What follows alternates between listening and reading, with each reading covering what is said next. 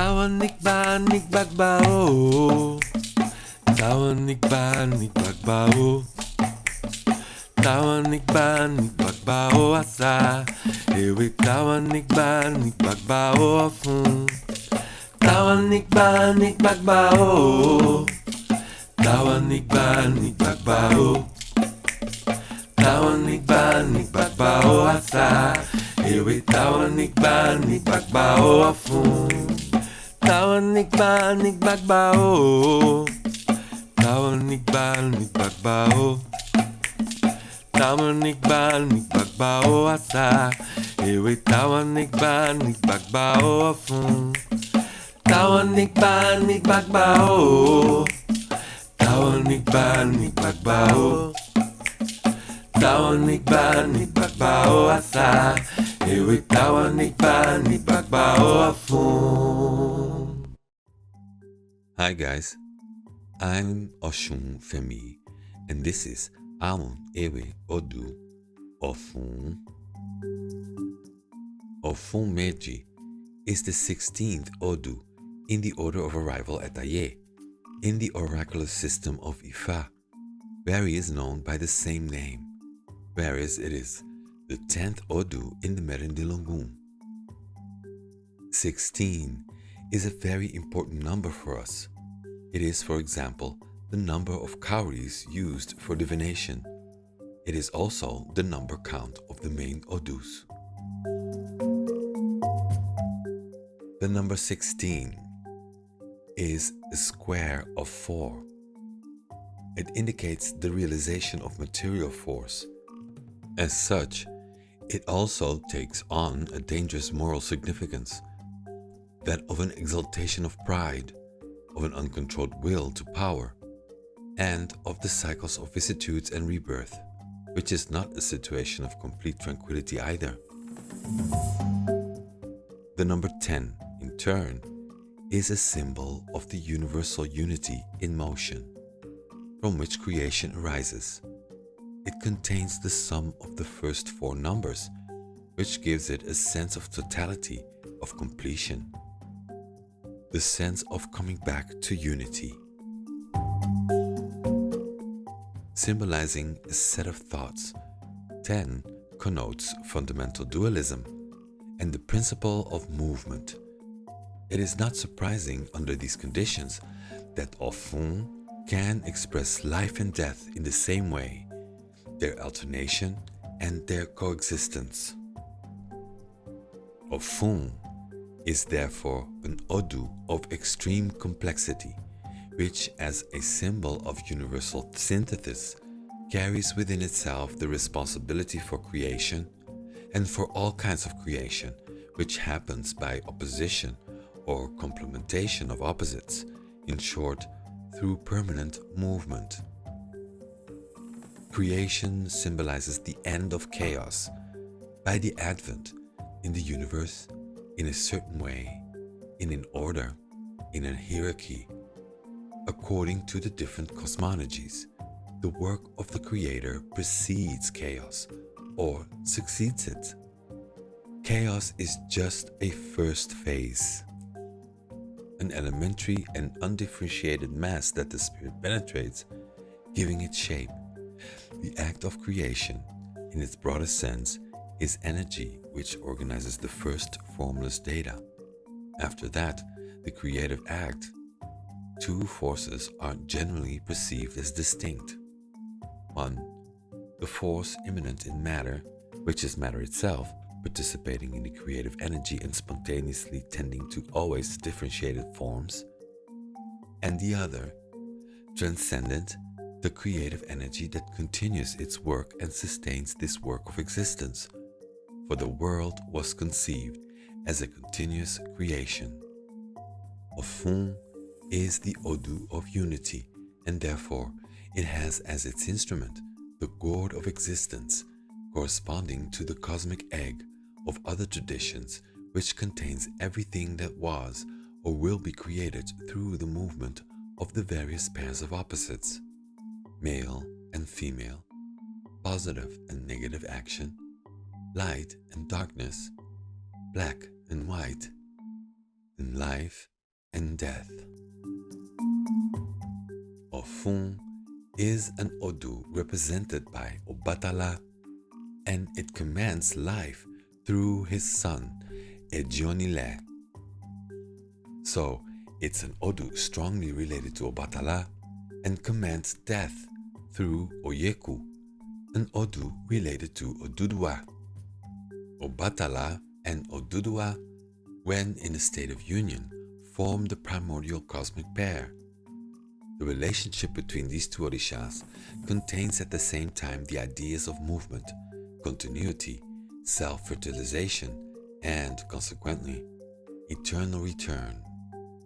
Òfún Méjì governs the movement that leads the creatures to the Creator, thus returning it to the first unit. The Odù Òfún Méjì was created by the Ẹ̀mí of Ọlọ́run, that is, by the breath of the Supreme God, and thus created Òfún, which gave birth to Ejiogbe, an Odù Ifá number 1, which corresponds in the system of the Merindilogun to number 8, where he is known by the name of Ejionile, and to Oyeku, Odù number 2 in Ifá, which corresponds in the Merindilogun to number 13, where he is known by the name of Ejilogbon. Òfún is considered a hermaphrodite. Òfún Méjì is father and mother of the two Odus mentioned before. It presents, however, much more similarity with Ejionile, so much so that when Òfún or Ejionile appear in a divination, the priest must rise 3 times and bow to them, exclaiming, "Epa Baba!" expression that was used by Òfún Méjì when he found a leper diviner, when he was still in Ọ̀run, where he was known by the name of Orangun. "Epa Babaye!" an exclamation through which clemency is asked to the Great Father Ọbàtálá due to some fear that one is feeling. The frightening complexity of Òfún Méjì is also reported through an Ìtàn of the Odù Ejionile. Ọ̀rúnmìlà was looking for a young woman named Wisdom, and with the help of Eshu, he found the castle where she lived. He would need to open several doors so that in each of them he would find the guardian of the room, who was actually one of the 16 Odus. Eshu told Ọ̀rúnmìlà that the 16th door would be the last obstacle he had to cross to find the muse that he so wanted. And there would be Òfún Méjì, the oldest and most terrible of the 16 guardian genies, who terrifies everyone who meets him. Out of fear and to assuage his wrath, Ọ̀rúnmìlà should greet him saying, "Epa Baba!" Out of respect, one shouldn't face him head on, because it's Òfún and is the father and mother of all the other geniuses who inhabit him and who only dissociate themselves from him in an illusionary way. Eshu explained to Ọ̀rúnmìlà that upon knowing this complex Odù, he would take for himself the beautiful maiden, Wisdom, and that she would give him the key that guards the secrets of the universe, for Òfún is the Lord of creation, consequently the Lord of mysteries, who needed for this reason giving rise to the oath and secret societies. From then on, Ọ̀rúnmìlà also became the Lord of Secrets. Olúwo, for Òfún, enabled him to help men unravel the mysteries of their own lives. Ọ̀rúnmìlà learned to handle the oracle of Ifá through Òfún, who instructed him not to keep the money earned from the oracle, nor leave it as an inheritance. Òfún Méjì is an Odù who charges and demands in an intense way, with the seriousness and commitment to his own spiritual life. Òfún is the Odù who, together with Ejionile, revealed the events that would occur in the pilgrimage of Ọbàtálá, which gave rise to the ritual known as Omi Obatala. It governs all mysteries, including the one referring to the resurrection of the dead, which the Odù Òfún acquired from him through an incestuous relationship. Òfún begat all Odù and was begotten by Emi, the creator's breath of Olorun. That is why it is said that it is through Òfún that man communicates directly with the Supreme God, because Òfún is atmosphere, it's air, sky. Òfún is Òfúrufú. It is Agba, elder, having therefore under its rule all that is already manifested in the universe, but also what is yet to be manifested.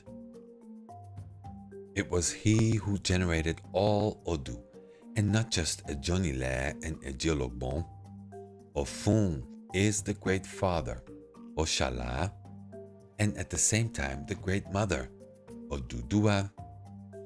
Obatala is a name often used when the intention is to refer to Òṣàlá, but in fact this is the name given to the two main Funfun deities, Òṣàlá and Odùduwà, when they were still united in Ọ̀run, before the creation of Ayé. This is why Obatala is represented by a pair of white pigeons. Literally, the word Obatala means bleached cotton that germinates. Òfún is Dida, the Odù of creation.